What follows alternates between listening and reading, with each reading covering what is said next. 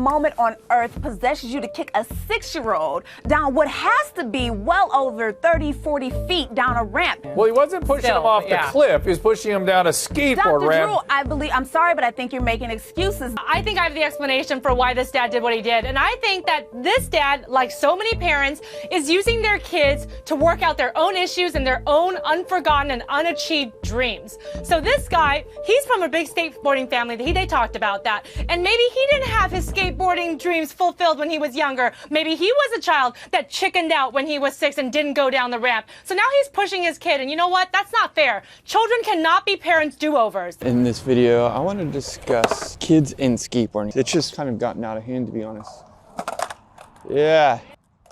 Woo. And it's not to say that I don't support kids skateboarding. I think kids skateboarding is really cool. But where's the borderline of kids skateboarding actually being a really bad thing? Because there's just so much stuff to this, the logistics of skateboarding with kids. And I don't know, I think sometimes it's almost borderline child abuse. So that's what we're gonna get into in this video. Like, at what point should kids skate and what point shouldn't they skate? And where's the line?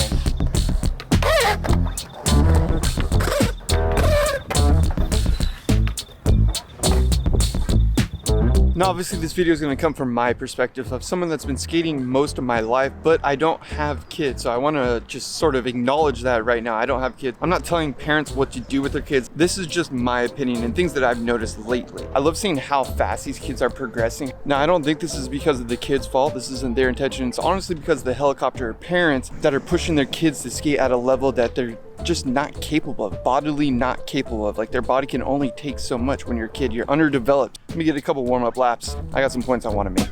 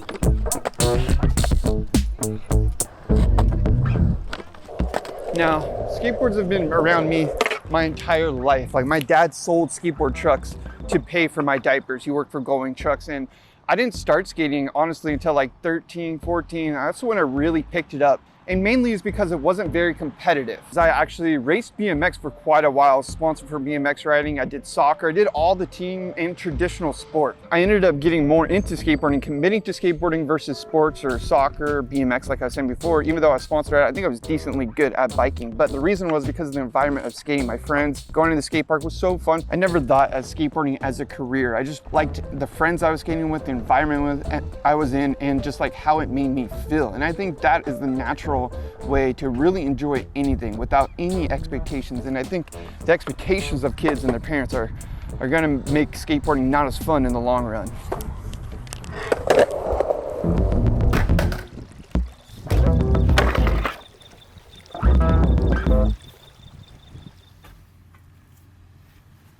So recently, my nephew got into skateboarding, which is really rad. He's only 5 years old, so I think he does fall in line with this. Big difference is we have this backyard mini ramp. He's been loving it. He gets so much joy just out of doing like backside kick turns or any achievement, doing fakies, going fakie back to regular. I've even been helping him drop in with his mom, allowing him to do it at his own pace. Now that is the big difference here, and I will say it's like, I don't push him to get out of his own comfort zone. I just allow him to figure it out. I'm here to support him, but I'm not here to tell him what to do. So if he's kick turning in a certain way that maybe I see is different than what I would do, like his feeding position or whatever, I just let him do it. And then if there's little things that I want to help him with, I'll mention it, but I try to be cautious with those. Like, I really don't tell him too much, even when I do see things that aren't perfect, because ultimately maybe he's gonna unlock a whole new way of doing things. And really it's about the experience of learning how to do it yourself. And that's what like gives you the biggest satisfaction even within skateboarding, it's nice to have people pushing you along, but ultimately it relies on your own individual resilience. And then it gives you that more satisfaction where if you're having someone that's expecting you to land it, I'm not saying that doesn't help. Sometimes it does help, but ultimately I think the best place is when you put yourself into position and then you come out on the other side. And that's what he's figuring out here in the backyard. I've been loving it. But ultimately, I just let him do his own thing. I'm there for support. I'm there to help him if he needs it, but I don't push him out of his comfort zone. I just allow him to have the space to do what it is that he's enjoying to do. The real question in this video is like, at what point is it child abuse, right? Because we have these Nijahs and we have like the prodigies, and I think where things can get miscommunicated is when people see the Nijahs or they see the Olympic and they see skateboarding as a career, and then you start to push that same sort of trajectory onto their kids, and they just don't have the bodily ability to take the impact or to drop in or whatever it is. What I found extremely challenging to watch as a skateboarder that's been skateboarding most of my life is when kids are being pushed or pulled into drops or stair sets and their body can simply not take the impact because they're so small. And I've seen this on Instagram, on TikTok, etc., because chances are they're getting viral, they're getting so many views, so their parents say, hey, this is a way to like make a lot of money off something that they think their kid is enjoying. Whether or not their kid's enjoying it, I think you have to find out in the long run. Of course, they're not going to say, hey dad, don't push me into the stair set. If their dad or mom wants to push them into the stair set, they're probably going to be like, okay, I trust you mom and dad, but what they're not realizing is that they don't have the physical abilities to take the impact. And I think that's where things get a little sketchy and the lines tend to get blurred. Now, the reason that is problematic because in the long run, they're going to have bad knees and bad hips by the time that they're 25 years old. Like I said, I'm 35, I've been skating most of my life, but I've also taken breaks, and I think that's okay. And the point is, like, what's the long game here? Because if you're trying to set up your kid for these careers, which I think a lot of times these helicopter parents are doing, ultimately they're not thinking about it in the long run. Like, look at Tony Hawk, look at some of the oldest skateboarders. Like, they really had to do it at their own pace and they had to figure it out for themselves, and they had to let their body develop with their skateboarding. So that is one thing I'll say. I loved skating vert when I was younger, but I pushed on my knees and I just couldn't get to the top. So over time, that became easier for me. And you figure that out as you skateboard. You start to realize that your body, as you get more strength, you can start doing more tricks, which is a cool advantage. But it's about understanding where that line is. And as a kid, normally you don't know, and you just have to figure that out for yourself. But if someone's towing you or pushing you and making you do these things, you're really not able to figure it out. And ultimately, they can also stunt growth, right? From between their lower back or their spinal issues. Like, you can actually stunt someone from being able to grow and become their fullest potential self because of all the abuse that a body is taking at such a young age. The one thing I will say is transition skating is a bit different than the street skating, like the gaps, the stairs, the hucking things off, but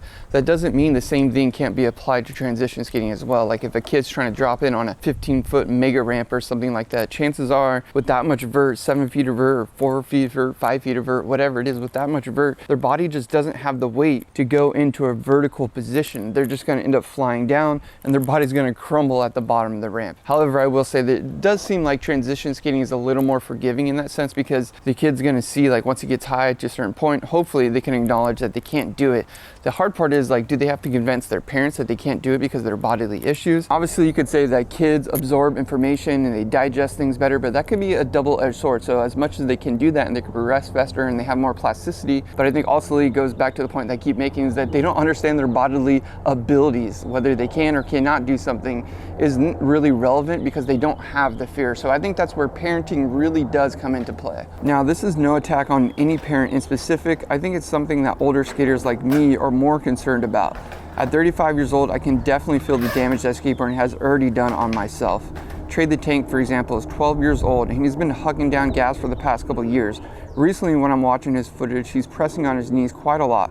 I don't know for sure, but it seems like he already has knee issues at 12 years old. This is just my assumption by watching him press down on his knees to get extra support while he's popping. Now, of course, this can be combated with a lot of other explanations, but ultimately, if you're 12 years old, you shouldn't be pushing on your knees before a gap.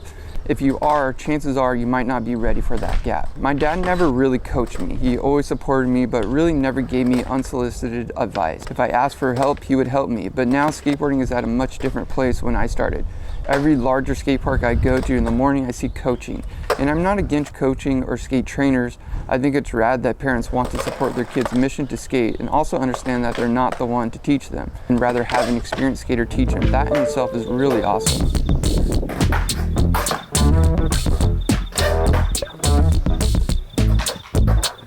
So I did ask you guys on Instagram what age you thought would be the best for skateboarding. Now I realized I probably should have rephrased this question. It's not so much about like what age should kids be able to skate, but where they are in their bodily future should they be able to skate, because that's the overarching theme in this video. It's not about like the certain age, it's just about where they are in their growth and how much impact they're able to take on a skateboard. That's the overarching problem. So Matt Digi said anyone under 5, and again, this is because I asked what age. Matt also has a YouTube channel, check it out. Fat Boy Skating said skating is slowly becoming just another sport for parents to live through the kid. Bob Baru said my son is about to be 3 and I'm about to build him a 2.5 mini ramp. That is rad. Like I said before, I think transition is good. I think if you're building a mini ramp for your son though, don't be mad if he doesn't ride it. That's just my 2 thoughts. Like, build it for yourself, and then if he rides it, that's cool too, because it goes back to the idea you don't want to force them to enjoy something that they're not naturally intrigued by. Not saying that your son isn't, but just my 2 thoughts. Marsh Lund had a couple of responses. They said, I have 2 kids, so I ask myself this often. I think the question has some nuances, specifically with progression and forcing your kids to skate a certain way, i.e. heavy impact. Let them slowly progress if they choose to. That's my stance, which I agree. Papa Shark, who has kids, my homie that we're skating with earlier, I think it's mainly whenever the child shows interest, but I let them get to at least 3 years old.